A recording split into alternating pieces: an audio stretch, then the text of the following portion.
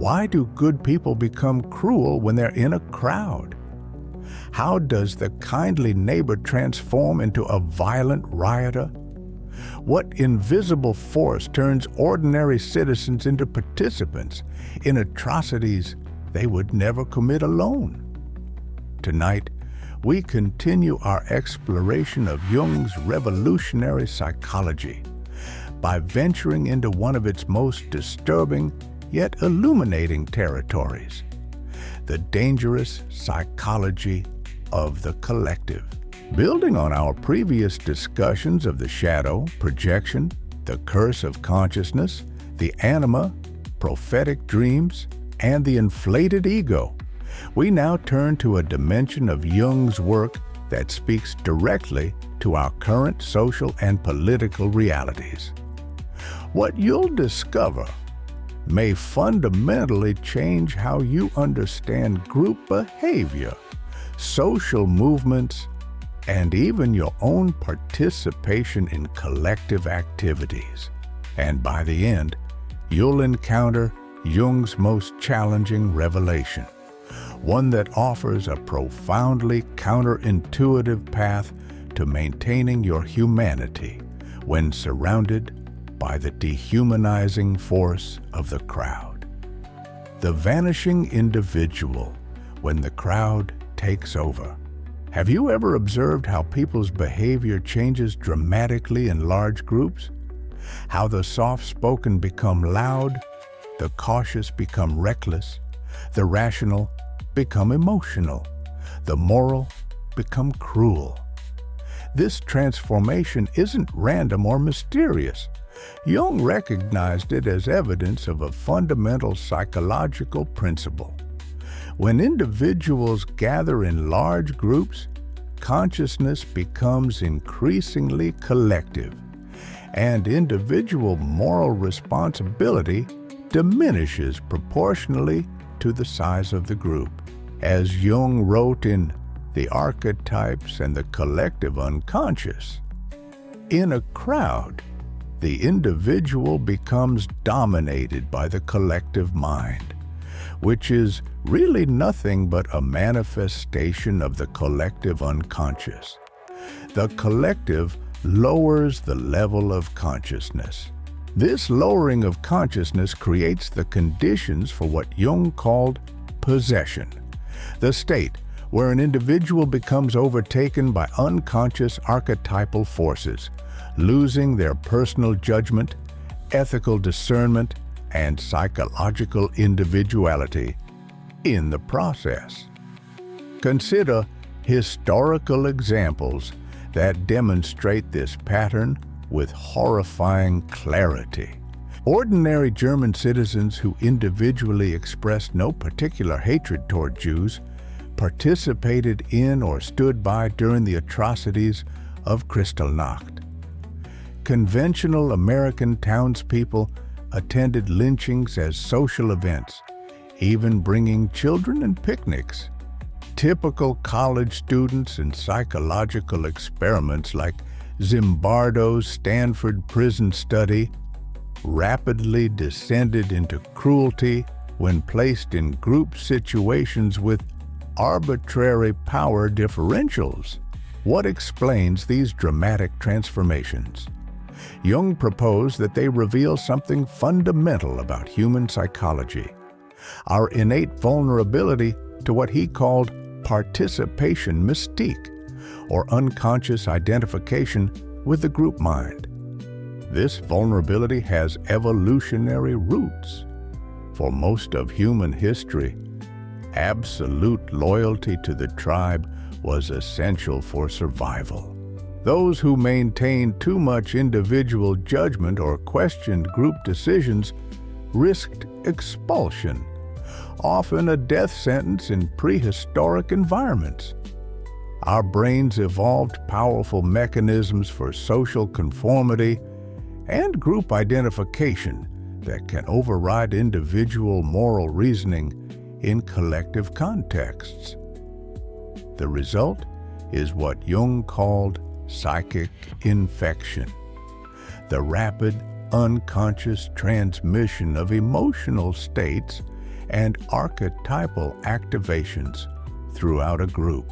One person's fear, rage, or hatred resonates with and amplifies similar emotions in others, creating a psychological chain reaction that can quickly escape conscious control. When many people gather together to share one common emotion, Jung wrote in Civilization in Transition, the total psyche emerging from the group is below the level of the individual psyche. If the gathering is very large, the collective psyche will be more like the psyche of an animal. This regression to a more primitive psychological state explains why crowd behavior often displays characteristics we associate with earlier developmental stages: black and white thinking, inability to tolerate ambiguity, magical causality, projection of shadow content onto designated enemies, and impulsive emotional reactivity. But Jung's analysis goes deeper than merely observing this regression. He identified specific archetypal patterns that commonly emerge in collective situations, particularly what he called the shadow, trickster, and hero-villain archetypes.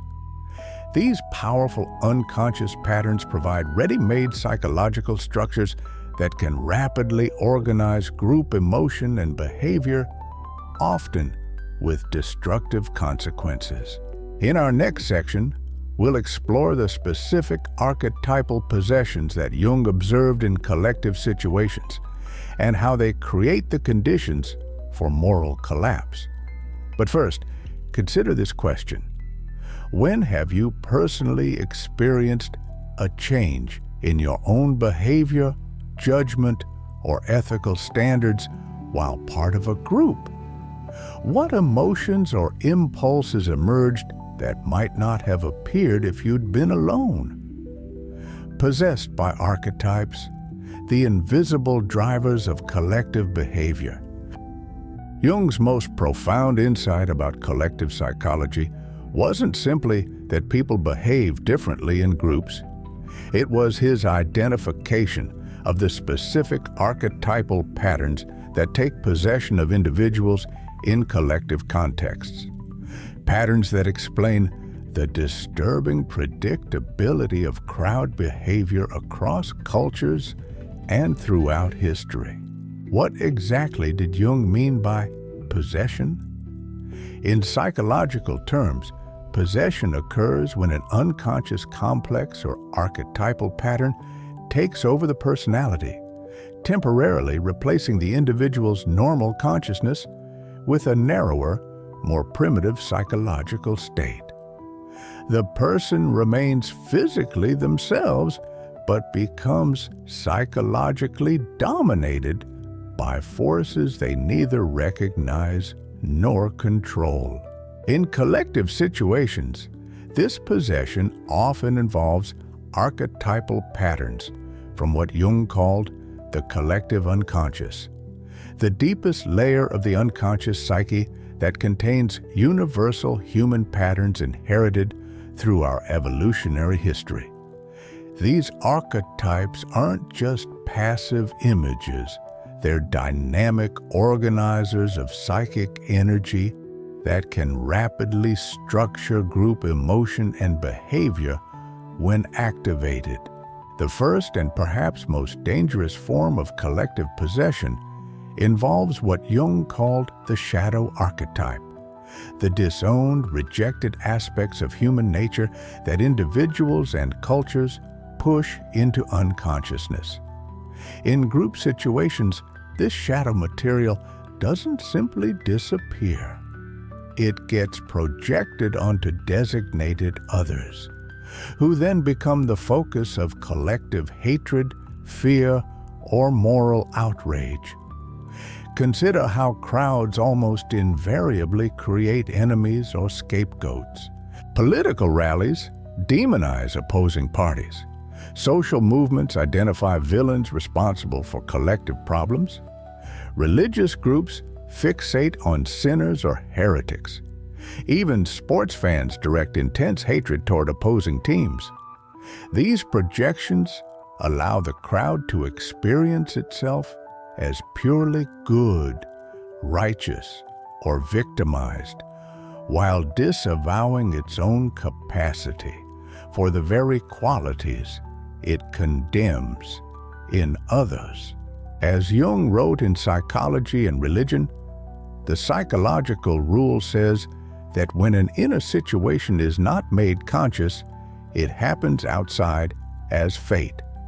That is to say, when the individual remains undivided and does not become conscious of his inner opposite, the world must perforce act out the conflict and be torn into opposing halves. The second form of archetypal possession in crowds involves what Jung called the heroes to villain or savior to destroyer archetypes.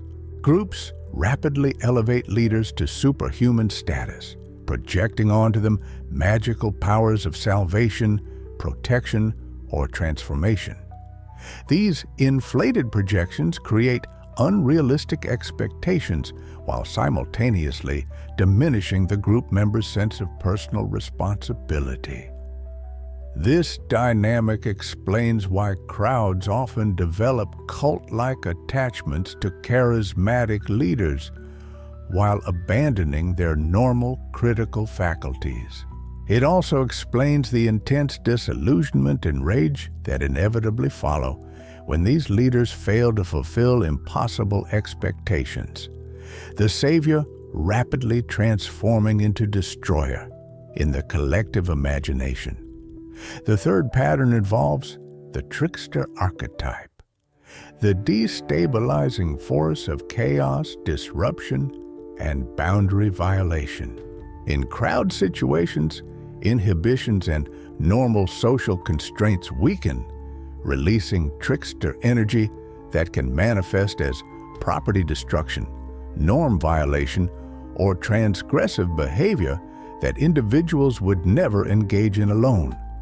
Think of how quickly peaceful protests can shift toward property damage, how sports celebrations can devolve into rioting, or how group drinking situations can lead to behavior participants later view with shock or remorse.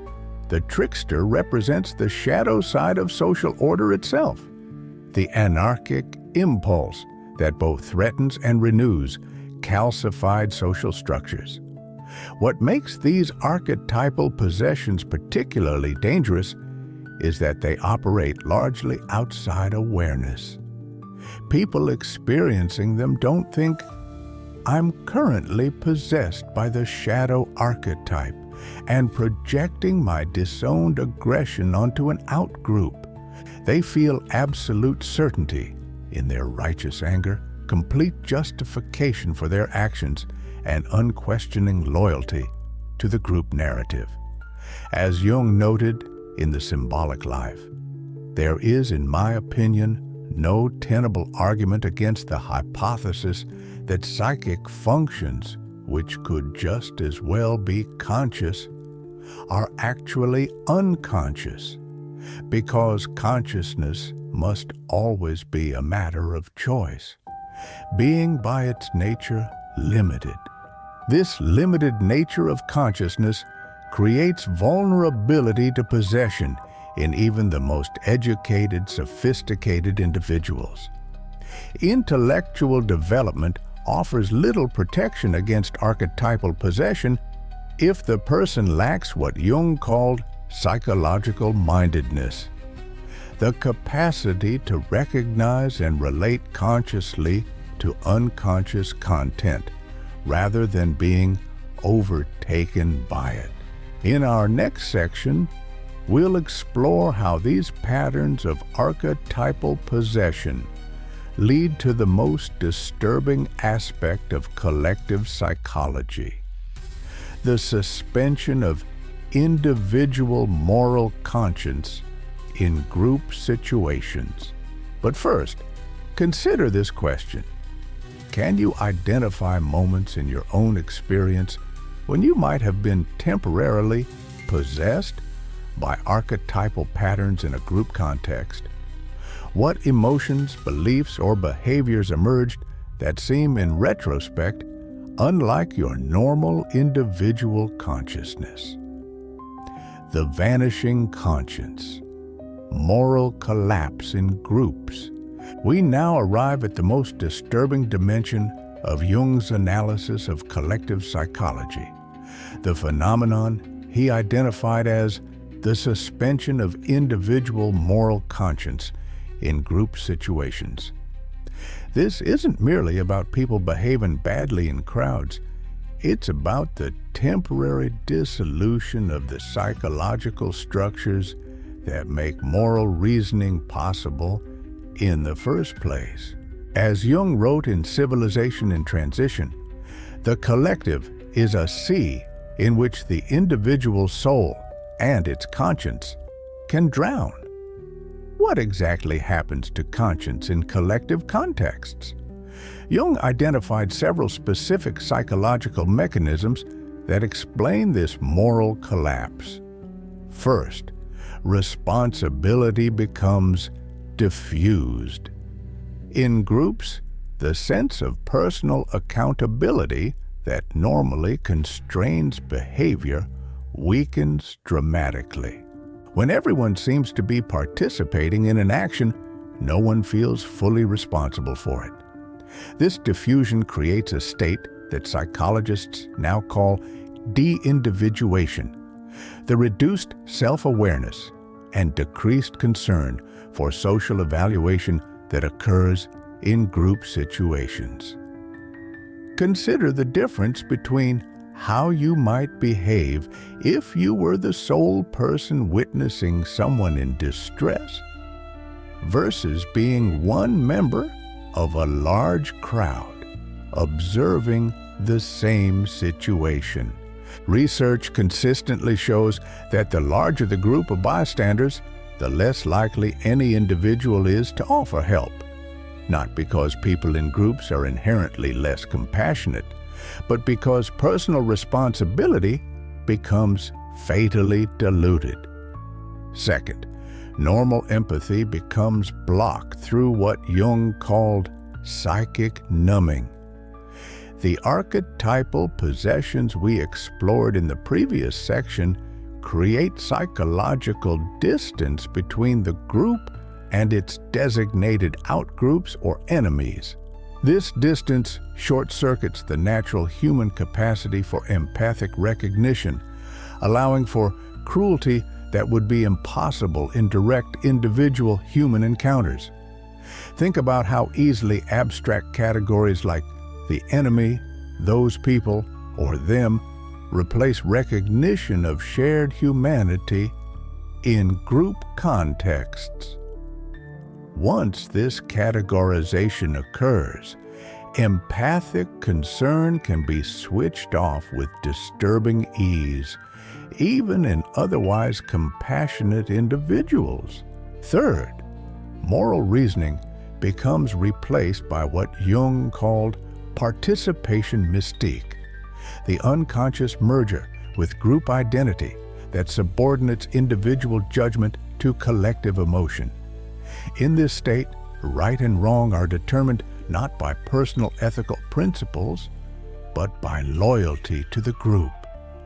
Actions that serve or protect the group are experienced as inherently right, while anything threatening group cohesion or narrative feels inherently wrong. This explains why whistleblowers, dissenters, or anyone questioning group actions often face more severe condemnation than those who commit actual crimes or ethical violations, but do so in service of group interests. The collective experiences threats to its cohesion as more dangerous than violations of abstract moral principles. Fourth, the superego, what Freud identified as the internal moral authority, becomes externalized and projected onto group leaders or ideologies. Instead of consulting their personal ethical compass, individuals look to authority figures or dominant narratives for moral guidance. This externalization creates vulnerability to what Hannah Arendt famously called the banality of evil. Ordinary people committing atrocities while believing they're simply following legitimate orders or enacting accepted social policies. The combination of these mechanisms explains why, as Jung observed, a group consisting of excellent individuals can form an inferior group consciousness that is far below the moral level of those same individuals acting separately. The psychological structures that support individual moral reasoning literally disappear in intense collective situations, replaced by more primitive modes of functioning centered on group identity, loyalty, and preservation. This analysis led Jung to one of his most controversial conclusions, that moral development requires psychological individuation, the process of differentiating from collective identity to form a conscious, integrated, individual personality. Without this differentiation, a person remains vulnerable to moral collapse whenever strong collective emotions activate archetypal patterns. As he wrote in The Undiscovered Self, the bigger the crowd, the more negligible the individual becomes. But if the individual, overwhelmed by the sense of his own puniness and impotence, should feel that his life has lost its meaning, then he is already on the road to state slavery, and without knowing or wanting it, has become its proselyte. In our next section, we'll explore Jung's understanding of modern mass movements and their particular dangers in an age of technological amplification. But first, consider this question. How have you experienced the weakening of personal moral judgment in group situations? When have you found yourself participating in or tolerating actions as part of a group that would violate your individual ethical standards? Modern mass possession, collective forces in the digital age. Jung developed his analysis of collective psychology during the early and mid-20th century, witnessing firsthand the rise of fascism, communist revolutions, and two devastating world wars. But his insights about archetypal possession and the suspension of individual conscience in collective contexts have become even more relevant in our digital age, where new technologies amplify and accelerate the psychological mechanisms he identified. What would Jung make of our current landscape, where social media platforms algorithmically intensify emotional contagion, where global communications enable instant formation of virtual crowds, and where attention economies reward the most emotionally activating content regardless of its relationship to truth? He would likely recognize these developments as having created perfect conditions for what he called mass psychosis, the state where large portions of a population become possessed by archetypal contents, losing touch with reality testing and individual moral discernment in the process. Several aspects of digital culture particularly intensify the dangers Jung identified. First, social media creates what psychologists now call invisible crowds. The sense of being observed and evaluated by an undefined audience that may number in the thousands or millions. Research shows that even the perception of being part of a crowd can trigger the same psychological mechanisms Jung identified in physical group situations: de-individuation, responsibility diffusion, and heightened emotional reactivity. Second, algorithmic curation creates unprecedented efficiency in emotional contagion. The unconscious transmission of psychological states that Jung recognized as central to crowd psychology. When platforms systematically promote content that generates strong emotional reactions, they accelerate the psychic infection Jung identified as the primary mechanism of collective possession. Third, digital communication removes the embodied presence that has traditionally moderated human conflict.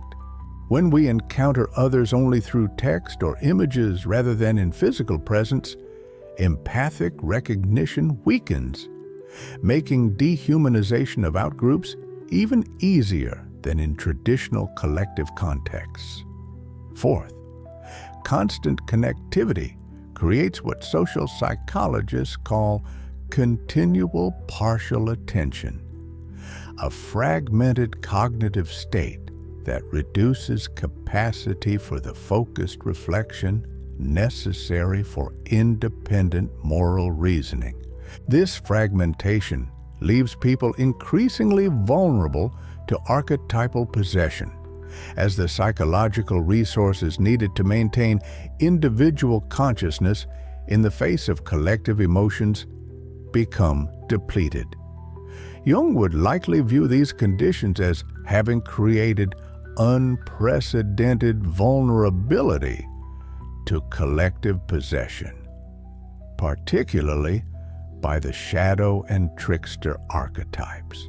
The shadow manifests in the projection-intensive nature of contemporary discourse, where outgroups are routinely demonized through highly selective attention to their worst exemplars.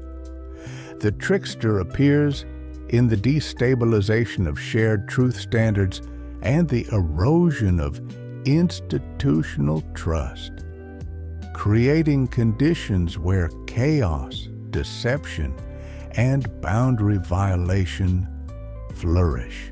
As Jung wrote in The Undiscovered Self, with seemingly prophetic insight into our current situation, the mass crushes out the insight and reflection that are still possible with the individual, and this necessarily leads to doctrinaire and authoritarian tyranny.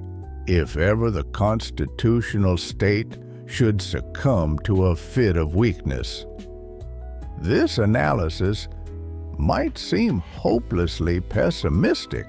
But Jung was not simply a diagnostician of collective pathology. He also offered a path for maintaining individual consciousness and moral discernment, even amid powerful collective forces. This path, however, requires something counterintuitive and challenging: a relationship with precisely the psychological material most people work hardest to avoid. In our final section, we'll explore Jung's radical solution to the dangers of collective possession, a psychological approach that offers protection from the moral dissolution that occurs in group contexts. But first, consider this question: how have you experienced the intensification of collective psychological mechanisms through digital technologies? When have you noticed your own vulnerability to emotional contagion, reduced empathy, or suspended critical thinking in online collective contexts?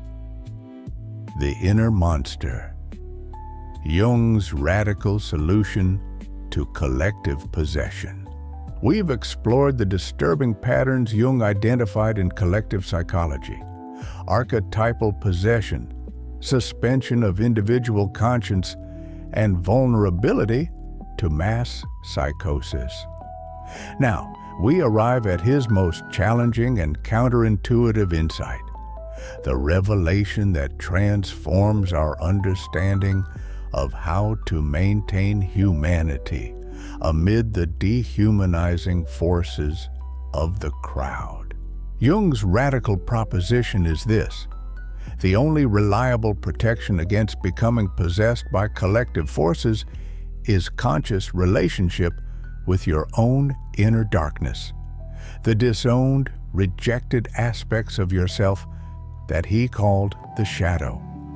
This insight directly contradicts conventional approaches to moral development, which typically emphasize strengthening conscious ideals and ethical principles while suppressing or denying destructive impulses.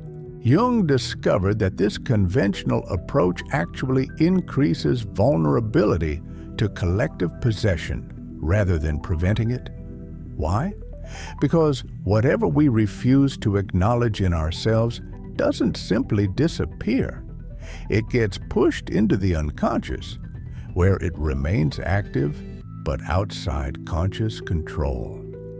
In collective situations, this unacknowledged material becomes particularly volatile, easily triggered and projected onto designated enemies or scapegoats. As Jung wrote in Psychology and Religion, if you imagine someone who is brave enough to withdraw all his projections, then you get an individual who is conscious of a considerable shadow. Such a man knows that whatever is wrong in the world is in himself, and if he only learns to deal with his own shadow, he has done something real for the world. This is the profound paradox at the heart of Jung's understanding of moral development. Those who identify most strongly with conscious goodness while denying their capacity for darkness become most vulnerable to unconscious evil when in collective situations. Conversely, those who have developed conscious relationship with their own shadow, their capacity for aggression, selfishness, cruelty, or destructiveness, gain significant protection against being unconsciously overtaken by these same qualities in group contexts. Consider historical examples that illustrate this pattern. Some of the most horrific collective atrocities have been perpetrated by groups with the strongest conscious commitment to ideals of purity, righteousness, or moral superiority. From religious inquisitions to political purges, the combination of high moral idealism with unconscious shadow creates conditions for extreme cruelty justified as necessary service to the ideal. Conversely, individuals who maintained moral autonomy during periods of collective madness, those who refused to participate in witch hunts, genocide, or political persecution, often display a quality Jung identified as moral realism. They harbor no illusions about human nature, including their own. They recognize their personal capacity for the very darkness they resist in the collective, which paradoxically enables them to resist its manifestation in group contexts. This understanding led Jung to a revolutionary approach to moral development, one centered not on identifying with goodness against evil, but on integrating shadow material into conscious relationship. This integration doesn't mean acting out destructive impulses.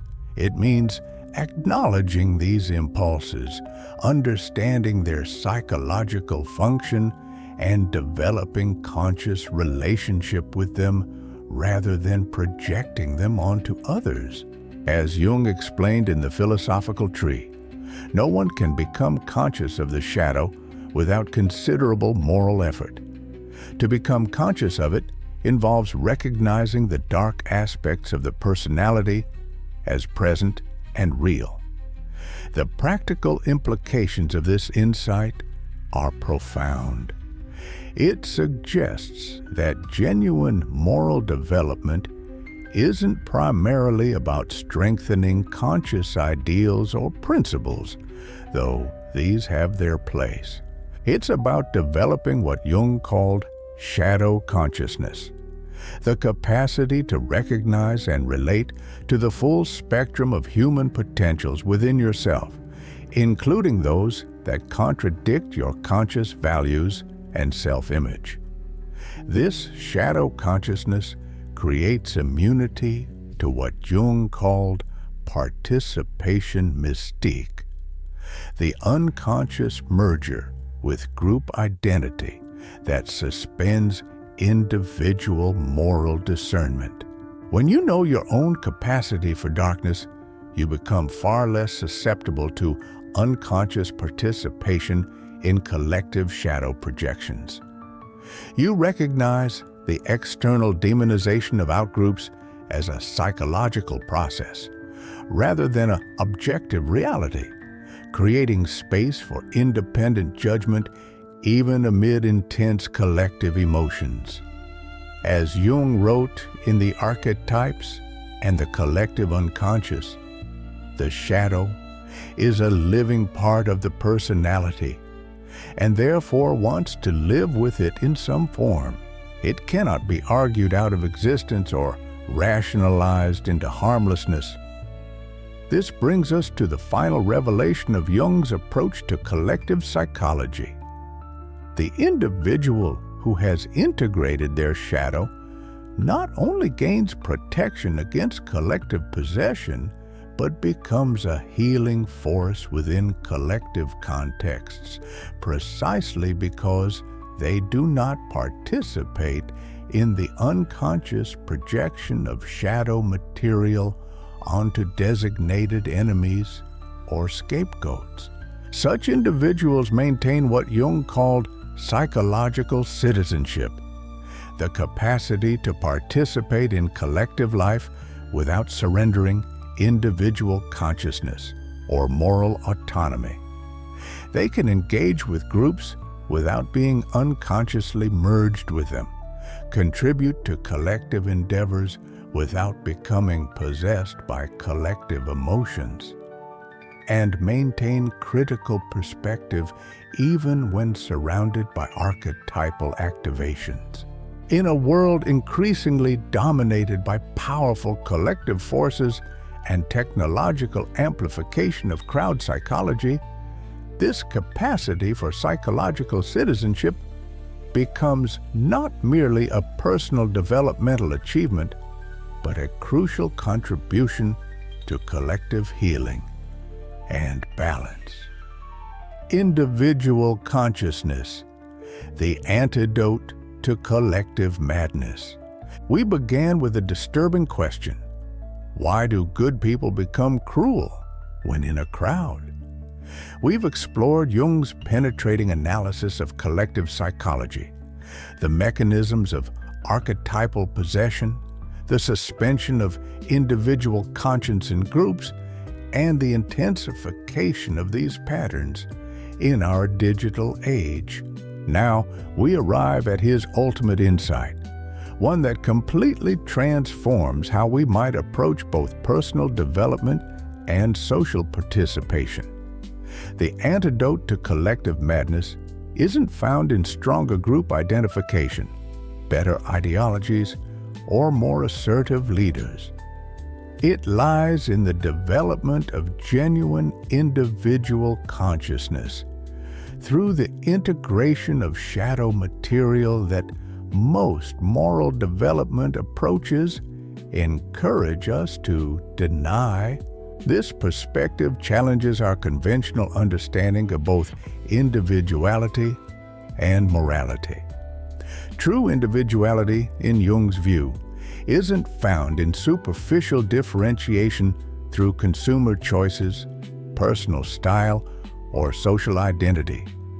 It emerges through the difficult inner work of psychological differentiation, developing a conscious relationship with unconscious content, rather than being unconsciously determined by it.